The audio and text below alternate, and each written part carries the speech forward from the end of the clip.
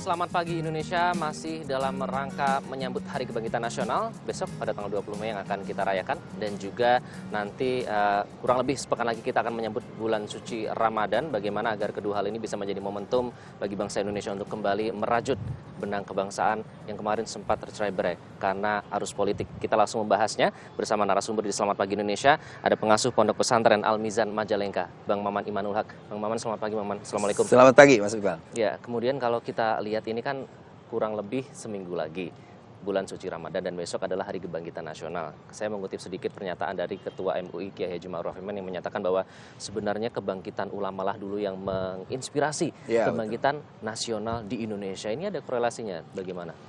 Ya, kita tahu bahwa Ramadan itu adalah madrasah ruhani. Ya. Sekolah di mana ruhani kita itu kembali disucikan. Kenapa ruhani harus disucikan?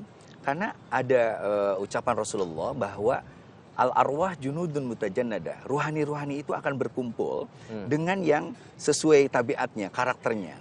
Maka kalau karakternya adalah karakter untuk kepentingan bersama, kepentingan bangsa, kepentingan kemanusiaan, kita akan menyatukan kembali ruhani itu dalam koridor, dalam istilah Mas Iqbal tadi, hidayah kebangsaan. Nah, tetapi kalau ruhani itu terpecah, maka dia akan berbeda.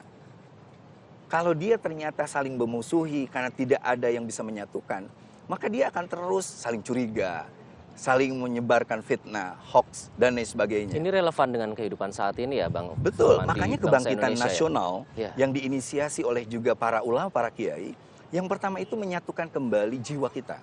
Menyatukan komitmen bersama bahwa kita ini adalah satu bangsa, satu bahasa. Dan kita menyatu untuk membuat sebuah nilai kebesaran bernama Indonesia. Indonesia yang di dalamnya nanti menjadi apa yang disebut dengan Darussalam, bukan Darul Islam. Indonesia bukan negara Islam, tapi Indonesia adalah tempat damai di mana nilai-nilai Islam dan nilai-nilai keagamaan lain bisa tersemai dengan baik. Saling menghormati, saling menghargai, saling mencintai, dan membangun antara kita demi kepentingan bangsa kita. Negara ini bukan negara agama, tapi negara ini adalah negara yang memberikan contoh bagaimana kehidupan beragama bisa berlangsung.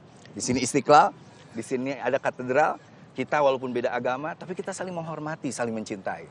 Ya. Ini yang perlu kembali dikuatkan setelah Pilpres dan Pilkada DKI kemarin dianggap ruhani kita jadi berbeda. Ya. Komitmen kita tidak sama. Bahkan ada orang yang sudah lupa bahwa sungguhnya dia beragama dan tujuan agama adalah memuliakan sesama manusia dan mengangkat derajat keindonesiaan kita. Dan diharapkan Hari Kebangkitan Nasional serta bulan suci Ramadan ini akan bisa menjadi momentum ya, Bang Maman ya. Kalau harus. Jadi kita sudah jangan terlalu larut. Anak muda bilang move on lah. Move on ya. Move on, bahwa kita hari ini bangkit kembali membangkitkan ruhani kita. Kita ajak kelompok lintas agama, kita ajak juga tokoh-tokoh adat. Bahkan agama-agama lokal seperti Sunda Wiwitan, Kaharingan, mereka punya apa yang disebut dengan kearifan lokal. Dan ketika Islam datang, kenapa Islam diterima? Di mana-mana. Sederhana, Islam diterima bukan karena memaksa ajarannya, bukan karena menindas dengan kalimat Allahu Akbar.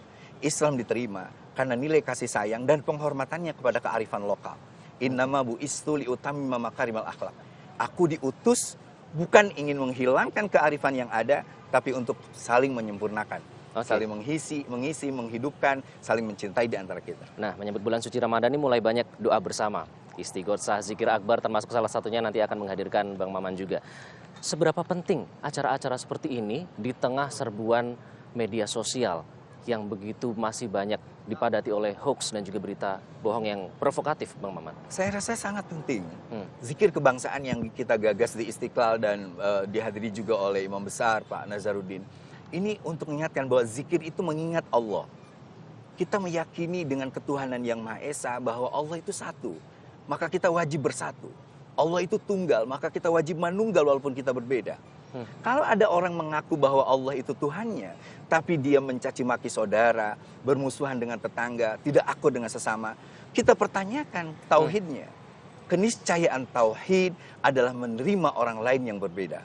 Keniscayaan tauhid adalah punya sikap pluralisme itu menjadi bagian dari hidup kita. Apalagi kita Bhinneka Tunggal Ika. Tapi kita tidak boleh lelah. Kita adakan di masjid, di instansi pemerintahan, di daerah-daerah. Untuk apa? Ala bizikrillahi tatmainnul qulub. Ingatlah, dengan zikir kepada Allah hati kita jadi tenang. Ini kan hatinya gelisah semua. Yang ada dendam, yang ada perselisihan, yang ada musuh-musuhan, yang ada kebingungan siapa musuh siapa lawan. Kadang saudara sendiri dijadikan lawan, kadang kiai sendiri dicaci maki. Gus Mus, Mbah Mun, Kiai Said Akil, Buya Syafi'i Ma'arif adalah tokoh bangsa yang ingin bangsa ini kuat dan teguh. Tapi kok tiba-tiba dicaci maki oleh anak-anak muda yang tidak ngerti apa-apa tentang Indonesia. Jadi tidak hanya menjalankan ajaran agama saja, tapi juga memaknai. Salah satu contohnya dengan bersahabat dengan lingkungan sekitar. Kalau memusuhi lingkungan sekitar berarti itu saja sudah indikator ya Bang Maman? Quran jelas, hadis jelas. Mangkana yu'minu billahi wal yawmil akhir fal yukrim jarah. Barang siapa yang beriman kepada Allah dan hari akhir, maka dia harus memuliakan tetangganya. Siapapun tetangga kita. Agama apapun tetangga kita. Kebaikan kita pada tetangga menjadi prinsip bagaimana kita beriman pada Allah.